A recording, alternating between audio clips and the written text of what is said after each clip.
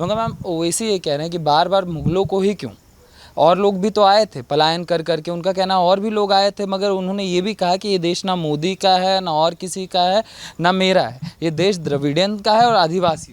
देखो एक बात मैं ना साफ साफ शुद्ध हिंदी में बोल देना चाहती हूँ और मिस्टर ओवैसी को बोल रही हूँ, कान खोल करके वो सुन लेंगे तो बड़ी अच्छी बात होगी। ओवैसी साहब, बैरिस्टर साहब, इनको मैं अक्सर बुलाया करती हूँ कि देखिए ये देश हिंदुस्तान के आदरणीय प्रधानमंत्री मोदी जी का तो है और यहाँ के गृह मंत्री जी का भी है, अमित शाह जी का भी है, ठीक है ना। आपका है कि नहीं है ये आप तय कीजिए, और आप कोई नहीं होते हैं ये बोलने वाले कि ये देश किसका है किसका नहीं है। आप अपने मुंह से ये बोल रहे हैं मेरा नहीं है, तो मैं मान लेती हूं कि आपका नहीं है। तो अगर आपका ये देश नहीं है तो यहां पर क्या क्या कर रहे हो आप बैठ के? यहां पर बैठ करके आप कर क्या रहे हो जब आपका देश ही नहीं है? ये कैसे आप चुनाव लड़ रहे हो? और दूसरी बात, मैंने आज भी सुबह अपने ट्विटर हैंडल पे एक ट्वीट किया था कि मिस्टर ओवैसी आपको औरंगजेब से इतना प्रेम क्यों है, मुगलों से इतना प्रेम क्यों है, ये रिश्ता क्या कहलाता है? भैया जरा ये तो समझा दो। जब देखो तब औरंगजेब के, बाबर के, कुतुबुद्दीन ऐबक के बारे में आप कुछ बोल दो, वो कब्र में इतना नहीं उछलते जितना ओवैसी और ओवैसी के छोटे भाई उछलने लग जाते हैं। ऐसी मिर्ची लगती है, ऐसी मिर्ची लगती है कि सब कुछ भूल करके इतने उत्तेजित हो जाते हैं मिस्टर ओवैसी, और ऐसे हाथ फैला फैला करके भाषण देते हैं जैसे औरंगजेब ने न जाने कैसी जायदाद इनके लिए छोड़ दी है। अरे भैया वो मुगल आक्रांता, वो मक्कार, वो खतरनाक ड्रेडेड आदमी इस देश के अंदर खून खराबा करके गया और आपको उससे प्रेम है? आप और आपके परिवार, आपके भाई जाकर के उनकी मजार पर फूल पुष्प अर्पित करते हो? क्या है ऐसा आपका रिश्ता औरंगजेब से? जरा मुझे तो ये तो समझाइए आप, ये समझाइए आप। औरंगजेब की जब बात की जाती है तो आपको तकलीफ क्यों होती है? जब औरंगजेब और बाबर की मस्जिदें जो उन्होंने बनाई है इलीगल तरीके से मंदिरों के ऊपर, उनको ढाया जाता है, उनके ऊपर बात की जाती है, उनके ऊपर डिबेट की जाती है, तो ओवैसी जी और ओवैसी के ब्रिगेड को तकलीफ क्यों होती है? ये पूछना चाहिए, ये पूछना बहुत ज़्यादा ज़रूरी है। लेकिन इसका ये जवाब नहीं देंगे, इसका ये कभी जवाब नहीं देंगे। क्यों? क्योंकि गंगा जमुनी तहजीब तो सिर्फ और सिर्फ हिंदुओं के लिए है, मेजॉरिटी के लिए है। अपनी जब बारी आएगी, इस देश के अंदर सौहार्द की जब बात आएगी, बाबर जैसे क्रूअल एक मुगल आक्रांता के द्वारा बनाई गई मस्जिद को ढाया जाएगा और उसके बाद वहां पर कानूनी तौर पर मंदिर का निर्माण किया जाएगा, वो भी चंदे से। तो औरंगजेब के चाहने वाले ओवैसी को तकलीफ हो जाएगी। तब गंगा जमनी तहजीब याद नहीं आती है, तब गंगा जमनी तहजीब अपनी अलमारी के अंदर बंद करके रख देते हैं, उसको भी बुर्का पहना देते हैं। ये बुर्का पहना करके बैठते हैं, बोलते हैं गंगा जमनी तहजीब बहन तुम बैठो अंदर, ठीक है ना। ये तो इन लोगों की सच्चाई है। अब इन्होंने आज एक तकलीफ क्यों हो रखी है? ज्ञान व्यापी मस्जिद के अंदर से जब से हमारे आराध्य ज्योतिर्लिंग, हमारे महादेव निकल करके आए हैं, तब से इन लोगों को इतनी तकलीफ हो गई कि इतने सालों से हमने इतना बड़ा सच छुपा के रखा था कुएं के अंदर, तहखाने के अंदर, आफ्टर ऑल वो सच बाहर कैसे निकल गया? आफ्टर ऑल वो सच बाहर कैसे निकल गया? और इन लोगों को पाप लगेगा। मैं कहती हूँ पापी हो आप, ये लोग पापी हो आप सब लोग। आपने मेरे महादेव को, मेरे इष्ट को खंडित किया है, और ये आप सोचो कि आपने कितना बड़ा कुठारा घात सनातनियों के ऊपर किया है। ये सोचिए आप लोग, ये सोचिए आप लोग, और समझिए कि आप गंगा जमनी तहजीब के नाम पर इस देश के अंदर कर क्या रहे हो। लेकिन ये ट्रैप जो इन लोग, ये जाल बिछाने की जो लोग कोशिश कर रहे हैं ना मिल मिल करके, इस ट्रैप में कोई फंसने वाला नहीं है। ये आप लोग याद रख लीजिए। जो तुष्टिकरण की घटिया, ओछी और छोटी राजनीति करके इस देश को विभाजित करने की जो बात की जा रही है ना, वो बात अब नहीं चलेगी। ये नापाक जो आप लोगों की कोशिश है वो इस देश के अंदर नहीं चलेगी। और दूसरी ज़रूरी मैं एक बात याद दिला देना चाहती हूँ, ये लोग जो बोले जा रहे हैं लगातार कि ज्ञानव्यापी मस्जिद है, मस्जिद है, मस्जिद है, और बर्क ने बोला है कि ज्ञानव्यापी मस्जिद है और उसके ऊपर वहाँ पर हम उसको नहीं छोड़ेंगे। ये ओवैसी ने भी बोला है, एक मस्जिद हमने दे दी, दूसरी मस्जिद हम नहीं देंगे, चाहे कुछ भी हो जाए। कुछ क्या होगा भैया, कुछ क्या होगा? ये पीएफआई वाली भाषा क्यों बोलने लग जाते हो आप मिस्टर ओवैसी? ये पीएफआई वाली भाषा क्यों बोलने लग जाते हो? आपको पता है ना कि पीएफआई क्या कर रहा है? पीएफआई इस देश के अंदर कितने आतंकी और आत्मघाती चीजें चलाने की कोशिश कर रहा है, तो आप उनकी भाषा क्यों बोलने लग जाते हो? और इन्हीं के इस्लाम में लिखा हुआ है कि जहां पर भी विवादित जगह होती है वहां पर अगर आप नमाज अदा करें तो वो अल्लाह ताला कबूल नहीं करते इनके, ठीक है। वहां पर ये कर ही नहीं सकते, हराम है, हराम है, उसके बावजूद वहां पर बैठे हुए हैं। यानी कि ये विवाद खड़ा करना चाहते हैं, यानी कि गंगा जमनी तहजीब सिर्फ और सिर्फ दिखाने के लिए है। यानी कि ये इनके सिस्टम में हमेशा से है कि किसी भी तरीके से इस देश के अंदर औरंगजेब और उसके तुगलकी फरमान और उसके खतरनाक इरादों को जिंदा रखा जाए। इन शॉर्ट मैं साफ शब्दों में उन तमाम मीर जाफरों को ये बोल देना चाहती हूं कि ये जो खतरनाक खेल आप लोग करने की कोशिश कर रहे हो, ये यहाँ पर अब नहीं चलेगा।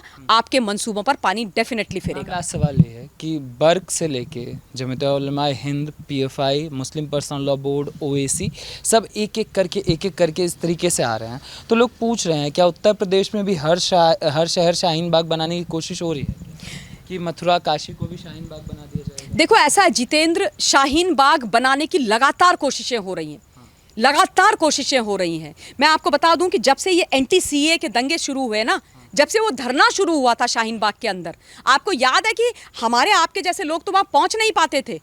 अगर घुसो तो ऐसा लगता था जैसे आप कहीं पाकिस्तान के अंदर घुसने की कोशिश कर रहे हो। भारतवर्ष, आपकी मेरी इस देश की राजधानी, वहाँ पर एक हिस्से को इस तरीके से बना दिया गया कि अगर आप वहाँ पर चले जाओ और आप ये पूछ लो कि ये आप क्यों कर रहे हो भैया, सीए में इस देश के नागरिकों की नागरिकता नहीं जा रही है, तो आपको हकाल दिया जाता था। क्यों? क्योंकि वहाँ पर बांग्लादेशी और रोहिंग्या वो घुसपैठे बैठे हुए थे। और अगर सीए किसी को इस देश से बाहर करने की क्षमता रखता है तो इंट्रूडर्स को रखता है, बांग्लादेशी और घुसपैठिए। बाकी एंटी सीए का इस देश के नागरिक चाहे वो किसी भी धर्म का हो, उससे कोई लेना देना नहीं है। तब से ये कोशिश लगातार की गई है। उसके बाद एंटी सीए के दंगे हुए, उसके बाद यूपी में कराने की कोशिश करी गई है ना। उसके बाद आप सोचो जब सारी चीज़ें शांत हो गई तो उसके बाद हिजाब वाला मामला कर्नाटक में, याद है ना आप लोगों को कैसे उठ करके आया था। हिजाब का तो कोई मुद्दा ही नहीं था, हिजाब का तो कोई मामला ही नहीं था। टाइमिंग याद है आपको, क्रोनोलॉजी समझिए इनकी। टाइमिंग थी जब यूपी के इलेक्शन हो रहे थे, तो हिजाब का मुद्दा वहाँ पर तैयार किया गया और उसके बाद उसको उठा करके उत्तर प्रदेश के अंदर प्लांट किया गया और उसके बाद उसके अंदर अलकायदा आ गई और उसके बाद वो लड़की खुशबू को मिस्टर ओवैसी ने शेरनी बना दिया, 5 लाख रुपए दे दिया, बोला हिजाब है, हिजाब पहनेगी, उसकी मर्जी है। और उसके बाद जब आदरणीय कोर्ट में गए तो कोर्ट ने बोला इस्लाम में हिजाब का कोई लेना देना ही नहीं है, इस्लाम कहता है कि हिजाब तो है ही नहीं, हमारे धर्म में लिखा हुआ ही नहीं है। उसके बाद सबके मुंह में ताले लग गए और किसने ये सारे का सारा मुद्दा भड़काया? पीएफआई की स्टूडेंट विंग ने बिल्कुल। और उसके बाद जब वो मामला शांत पड़ गया, उसके बाद इन्होंने क्या किया, हमारे हिंदुओं के, सनातन के जितने भी, जब हिंदू नववर्ष आया तब उसके सबसे पहले अटैक हुआ, उसके बाद करौली में अटैक हुआ, उसके बाद जहांगीरपुरी में अटैक हुआ रामनवमी के ऊपर, जेएनयू के अंदर रामनवमी के हवन में अटैक हुआ। इन्होंने अपने प्यादे हर जगह बिछा दिए और उसके बाद एक के बाद हमले, अटैक, पत्थर मारना, मतलब बुरी हालत। वो लड़का बेचारा त्यागी जो मध्य प्रदेश में, उसकी क्या हालत हुई थी, कितने दिन तक वो आईसीयू में रहा था, कितनी बुरी तरीके से उस पर पथराव किया था।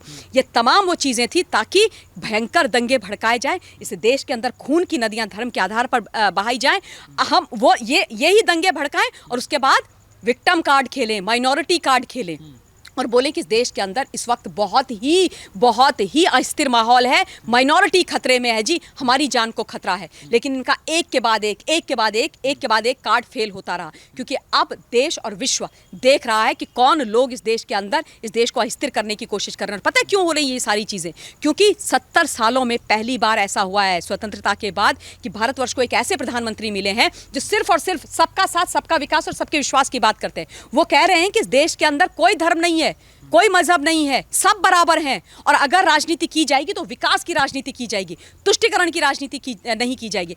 उत्तर प्रदेश में योगी जी ने क्या बोला था चुनाव के समय पर साफ शब्दों में कि मैं तुष्टीकरण की राजनीति को न चलने दूंगा न करूंगा, विकास की राजनीति होगी। चारों तरफ विकास की राजनीति हो रही है। अब इनको विकास से तो कोई लेना देना नहीं है ना, इनको जो ये पूछते हैं विकास किस चिड़िया का नाम है, ये तो कहते हैं धर्म ही सब कुछ है ना। अब अगर तुष्टीकरण खत्म हो गया तो ये खत्म हो जाएंगे, इनका राजनीतिक अस्तित्व खत्म हो जाएगा, जैसे कांग्रेस का हो गया, जैसे समाजवादी पार्टी का खत्म हो रहा है, जैसे टीएमसी का खत्म होने वाला है, जैसे बाकी लोगों का खत्म हो रहा है, मिस्टर ओवैसी का खत्म हो जाएगा। तो अपने आप को जिंदा कैसे रखेंगे? इस देश के अंदर अपना परचम कैसे लहराएंगे? कैसे टैक्स पेयर के पैसों पर बंगले लेकर के रहेंगे? कुछ ना कुछ तो करना पड़ेगा ना। तो इसलिए ये तुष्टीकरण को जिंदा रखा जाता है, माइनॉरिटी विक्टिम कार्ड खेला जाता है और उसके बाद यहाँ पर इस देश के अंदर मुद्दे तैयार किए जाते हैं ताकि ये देश अस्थिर हो, इंटरनेशनल फोरम पर बदनाम हो और प्रेशर बने। और मोदी जी जो विकास पुरुष हैं, मोदी जी जो इस देश को भारतवर्ष के अंदर और बाहर इंटरनेशनल फोरम में भी आज सम्मान दिला रहे हैं, भारतवर्ष का जो डंका बज रहा है वो डंका एकदम नीचे हो जाए। तभी तो मैं बोलती हूँ कि मीर जाफर हैं ये सारे के सारे, ये देश का सम्मान इनको पसंद ही नहीं है। आप मुझे ये बताओ, आज अगर 8 साल पूरे हो गए हैं मोदी जी के कार्यकाल के, है ना, पहला एक ऐसा राष्ट्र है पूरे विश्व के अंदर जिसने सबसे बड़ा जो खाने का खाद्यान्न वाला जो ड्राइव थी कोविड के समय पर वो चलाई। वैक्सीनेशन ड्राइव हमारी विश्व के अंदर सबसे बड़ी है, सबसे बड़ी वैक्सीनेशन ड्राइव हमने करी है। पहला राष्ट्र बना जिसने अपनी 2-2 कोविड की वैक्सीन बनाई और अपने लोगों को तो किया विदेशों में जाकर के दिया। ये सारी चीज़ें इनसे पच नहीं रही हैं, ये चीज़ें इनके लिए नासूर बन गई हैं क्योंकि इनके बस की बात नहीं है ये डिलीवर करना। इनमें से कोई भी क्या 18 घंटे काम कर सकता है? कर सकता है? मगर बर्क तो कह रहा है राष्ट्र और कौम दोनों खतरों में है और बचाना है हमें। बर्क बचाएंगे। हाँ, इस देश को अगर बचाना होता तो इतने सालों से ये ABCD इनकी जो टीम है, समाजवादी पार्टी, ये कांग्रेस पार्टी, ये बर्क शर्क, ये सारे के सारे ये आज तक ये बचाएंगे? इस तरीके की तुष्टीकरण की राजनीति करके बचाएंगे? तो इसके लिए हाँ, ये बड़ा बढ़िया चीज़ आपने पूछी। मैं ये पूछना चाहती हूँ बर्क और बर्क जैसे तमाम इन नेताओं से कि कभी अपनी पूरी की पूरी कौम से जाकर के पूछ लो ना, मेरे मुस्लिम भाई बहनों से जाकर के पूछ लो कि वो आप लोगों का सम्मान करते हैं कि नहीं करते हैं। नहीं करते हैं, लिख के दे रही हूं, डंके की चोट पर बोल रही हूं, कैमरे में ऑन कैमरा बोल रही हूं। आप लोग ना स्वयंभू नेता हो, मुस्लिम समाज के स्वघोषित मुस्लिम समाज के नेता हो। ये मुस्लिमों के यहाँ पर आकर उनके नेता और बादशाह बनना आप बंद कर दीजिए, समझ गए? और बरगलाना बंद कर दीजिए। ये आप लोग इस गलतफहमी में मत रह जाओ कि आप लोग मुस्लिमों के नाम पर यहाँ पर ताश खेलते रहोगे। अगर ऐसी ये सच्चाई होती तो आज ओवैसी की जो पार्टी है वो पूरे हिंदुस्तान के अंदर हर जगह सीट नहीं जीत रही होती कि नहीं जीत रही होती? लाले पड़ रहे हैं इनके, जमानत जब्त होती है इनकी। क्या मतलब है इसका जितेंद्र? इसका मतलब ये है कि मुस्लिम समाज इनको अपना नेता नहीं मानता है और आप लोगों की जो ये देश विरोधी सोच है, जिसको आप हिंदू विरोधी बनाने की कोशिश करते हो, ये देश विरोधी सोच जो आपकी है ना, वो जो सोच है उसमें मुस्लिम समाज के लोग, हमारे भाई बहन भी उस आपकी सोच से डिसएग्री करते हैं।